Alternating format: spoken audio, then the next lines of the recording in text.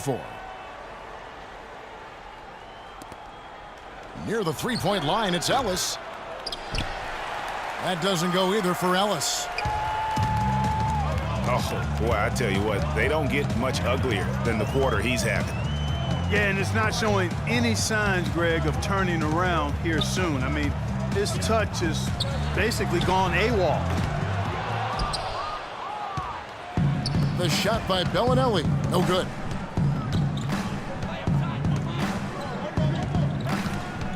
Ellis outside. Dishes it to Stoudemire. And that's collected by Smith. That is some tough defense there against one of the better finishers in our game. His second personal foul. Really no idea why you're fouling in a situation like that. You know, maybe there's some bad blood between those two. Yeah, but that's no excuse for that kind of foul. I mean, that might be an explanation for it, but certainly doesn't justify it. And even then, it's just not a good play.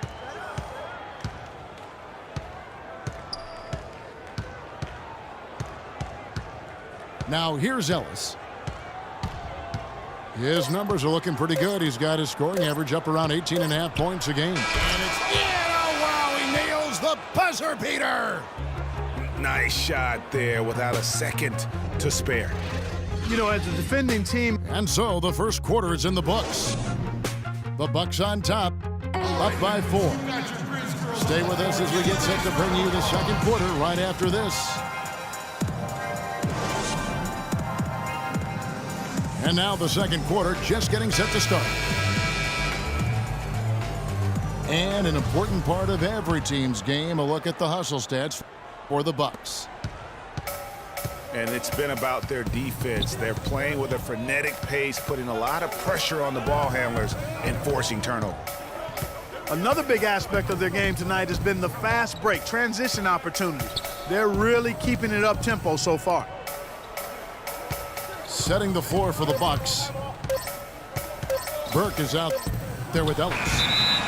Then there's Caspi. Then there's Kufis. And it's Stoudemire in at the power forward. The Grizzlies making a switch here. Len's checked in. And then for Milwaukee, Draymond Green, he's checked in for Stoudemire. Chris Middleton comes in for Caspi. And it's Holiday in for Trey Burke. Shoots. Here's Randolph. Blanketed by the D. He fights to the rim for the layup. Randolph's got the opening basket here in the second quarter for the Grizzlies. There's the screen. The dish to Holiday. Just 5 to shoot. It's rebounded by Memphis. And guys, for Drew Holiday last season was a tale of two halves. Over the first half, he displayed the leadership and the playmaking skills the team had originally acquired him for. You know what, Kevin? Over the second half of the year, everything just kind of fell apart for Drew. He couldn't shake an injury to his lower right leg, and as a result, had to watch from the bench as his team fought for its playoff lives. And when you talk about Holiday, the Pelicans really needed his contribution last season. He can score and distribute the basketball equally as well. An excellent all-around defender. Exactly what you want in a point guard, except that he just couldn't stay healthy. Green with a screen for Holiday. Middleton. Chris Middleton. And yep, couple bounces and it falls. Middleton's got 9 points. Boy, such outstanding patience and decision-making for them offensively. Absolutely. Their ball movement has been outstanding, and they're piling up the assists. And for Holiday, I love his effort. He works extremely hard. His injuries, no fault of his own, just a run of misfortune. Let's hope this talented young man can turn it around and keep it turned around from a health standpoint. Looky here, looky here. How about that one? That play take that play and put it in the alley-oop textbook for future reference. Perfectly done. He put it on a platter for him. Gosh, that was neat. And guys, how about the touch there on the finish? Really just flawless. The game has been very close in a lot of areas, but rebounding has been the one differentiator thus far. And Greg, we've seen it time and time again in games. Effort and determination on the glass can make up for a lot of other weaknesses. Taken away by Holiday. The drive by Ellis. And he's going to get whistled for that foul, G. That was intentional, but not exactly logical. How about pointless to foul there? I mean, I don't know where his head is, but it's not in the game. Larry Sanders is checked in for Len. Here's Green. And the bucket counts, and he's on his way to the free throw line. Try to make it a three-point play.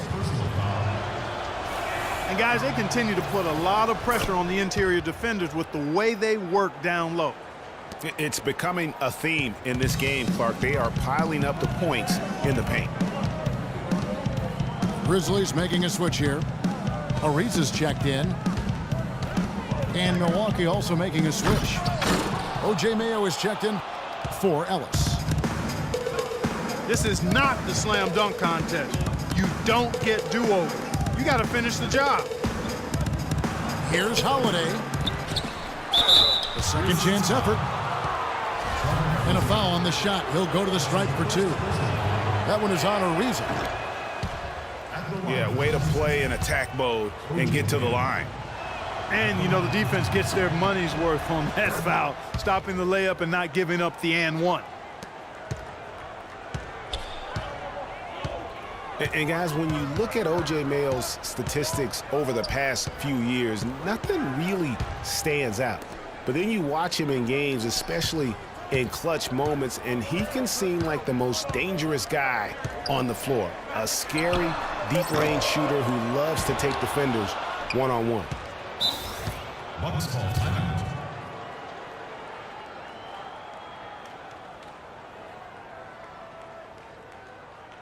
All right, Memphis, you got your Grizz. And Milwaukee calls their first time out of the game.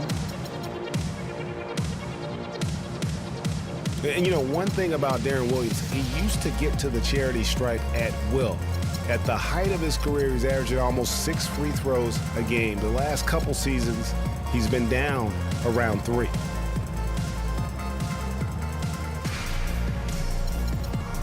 And Clark, for Darren Williams, it clearly has the handle and the strength to get to the basket, but no longer the explosion that we're used to seeing. Yeah, you know, he's had some ankle injuries, and that certainly is a part of that. And he's also in his 30s now, so largely a perimeter jump shooter, but still can impact the game with his deep shooting and playmaking.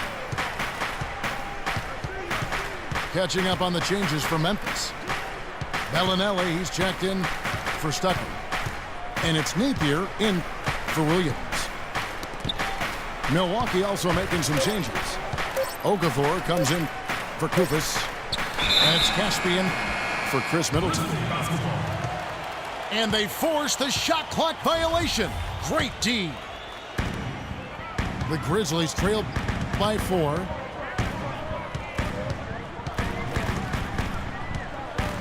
Here's Napier, guarded by Holiday. Napier kicks to Randolph. 5 to shoot. 11 feet away. And a kind roll that time off the rim as that one falls. Randolph's got his second basket of the night. To the paint. It's tipped. Left side Ariza. The feet to Napier. From downtown. Rebounded by the Bucks. Okafor's got 3 rebounds so far in the game. Mayo the best to Green. Picked by Okafor. Green kicks to Holiday. Just 5 on the clock.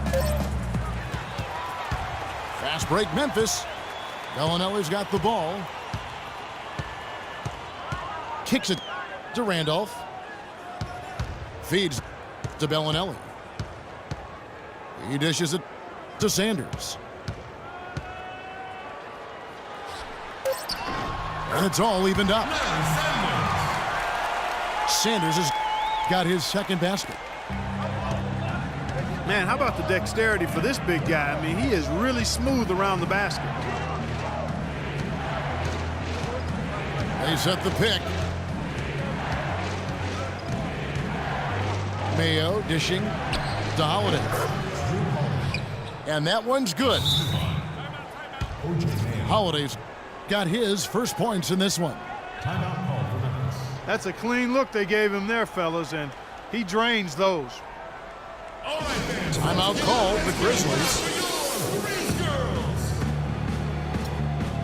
And we all know Drew Holiday is a tremendous talent. That's why he was traded for the draft picks that became Nerlens Noel 2 years ago and Elfrid Payton last season. Such impressive company that Holiday may be feeling the pressure to live up to it.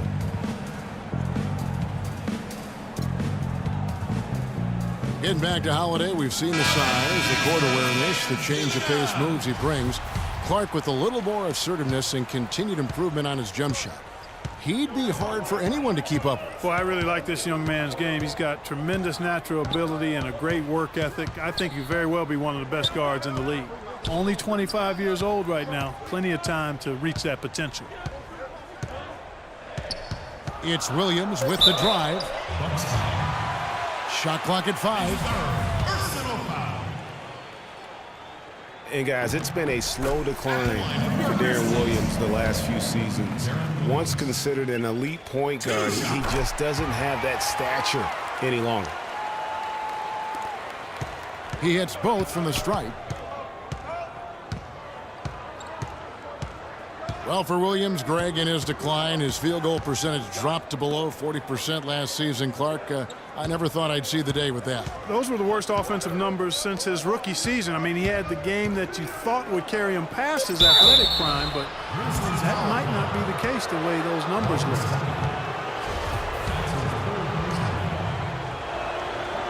Well, clearly, guys, Trey Burke is a guy who is talent, drafted number 9 overall 2013, grew up in Columbus, Ohio, went to the University of Michigan. But so far, you know, Greg, in the NBA, he's been a bit of a tweener. And that's a great point. And part of the issue is, you know, he was a scoring guard in a point guard's body. And one thing that happens in college when you're the best player, it's a lot easier. Now you move up to the next level, you have to change what you do on the floor to impact the game. And that's been a challenge for him thus far early in his career. Interesting. I think they need to get much more disruptive defensively. They can't just keep allowing these easy baskets. That's got to be job number 1 right now. Nothing easy on the inside. Here's Okafor. Lays it up, and despite of the excellent defense at that, Okafor's got his first points of the night. And, you know, going back to Trey Burke, for a guy with a scoring mindset, he has some limitations there. His field goal percentage was under 40 his first 2 seasons. Part of that is because he doesn't have the explosiveness to get to the rim. His personal foul. And you know, talking about Trey Burke, at his size, he needs to become a more consistent playmaker. I know he's a competitor, very successful in college, wants to play a lot of minutes in the pros, but to do that, he needs to reshape his game and I think adopt a pass-first mentality. Passes it to Okafor. And that one is hammered home. 6 changes of the lead here. Yeah, no team able to build a big lead early on. I mean, it's tight. Yeah, both teams still kind of feeling their way through this game. Picked by Randolph. It's Ariza on the wing. Randolph kicks to Williams. Shoots. Not enough on that one as it misses.